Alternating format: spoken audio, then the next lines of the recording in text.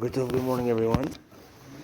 Continuing with the Halachot of Mezuza, which is a few more days to complete the Halachot of Mezuza.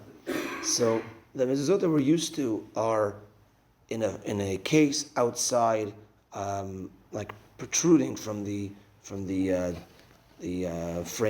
of the door. But technically, it's even allowed. Let's say if you cut into the doorpost and put a mezuzah in there. Now, you shouldn't cover it completely, but you cover it and you could see through the name of Hashem there. That is also okay to put a mezuzah that way. I was actually just telling this to an elderly lady that due to the situation, she was very scared. She wanted to take down her mezuzah. So I told her about that option.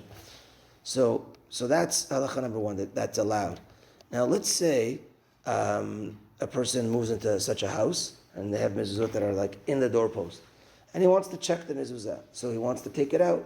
And for whatever reason, just giving an example, he can't get the mezuzah out. It's stuck in there. He says, you know what? I'll put some plaster over it. And I'll put another mezuzah on top in a case. I'll put another mezuzah. So you're not allowed to have two mezuzot on one doorpost. That's bal tosif. That's adding to the mitzvah. Hashem says, one mezuzah per doorpost. You can't add on your own another one. So therefore, you have to figure it out. Take out that mezuzah and figure it out. Not allowed to have two mezuzot on one doorpost. Now, obviously, it goes without mentioning that printed mezuzot are not kosher. It has to be written by a sofer on parchment and all the various halachot. The parchment itself on the doorpost. So yes, yes, but you should wrap it. Let's say in paper, in what's it called, in plastic, because you want to keep it from the elements. And but technically, yes, it's allowed. So it goes without saying, of course, that printed ones is not allowed.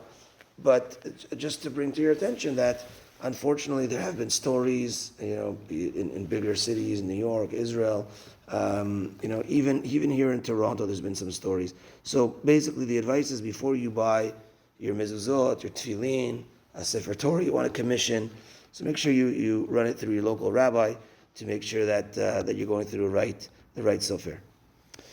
A person shouldn't wear a mezuzah as an amulet, and because it's using it for what it's supposed to be, a mitzvah, and you're using it for your own purposes, so too one shouldn't sell a mezuzah to a non-Jew, and the reason is because it's in kedusha.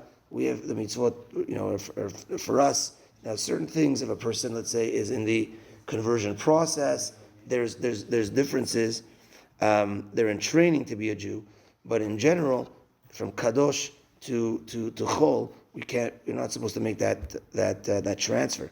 Now, unless you think that it might be dangerous for you if you don't sell, let's say, the mezuzah to a non-Jew, or it might cause eva, which loosely term is let's say anti-Semitism. You're not going to give what and this. They're going to make a whole stink about it.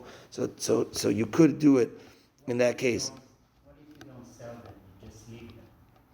So that's the next thing here is that when you're moving out of your house, you gotta if you know it's a non-Jew taking over, or if you live in a city like Toronto, which majority is non-Jewish, and you don't know who you sold the house to, you have to still remove the mezuzot in that case.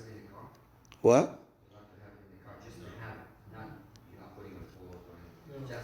To have it like in your glove compartment. So I have to research it. I think someone recently asked me about this, and I don't think it was a clear no. But I would have to research it. So that's it. If you sell your house, you're supposed to leave it for the next person if he's a Jew. You're not supposed to take down mezuzot. We'll talk about that a little bit more. But again, if it's majority non-Jewish city, you're supposed to remove it.